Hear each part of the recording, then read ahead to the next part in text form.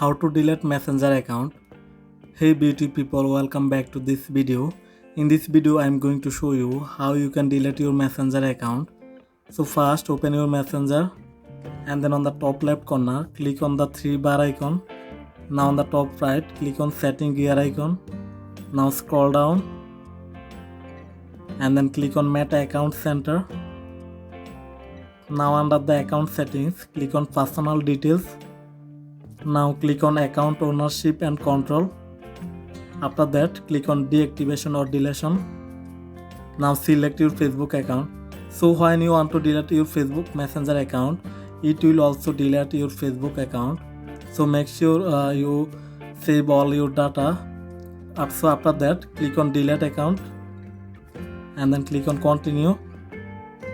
Again click on continue. Now select a region where you want to delete. After that click on continue. Again click on continue. So you will be able to download all information of your Facebook Messenger. So click on continue. So now you need to enter your Facebook Messenger password. So after that your Facebook account and Messenger account will be deleted. And there you go. So that's how you can delete your Messenger account. Hope that this video helped you out. If you found this video helpful, please consider to subscribe my channel. Thanks for watching.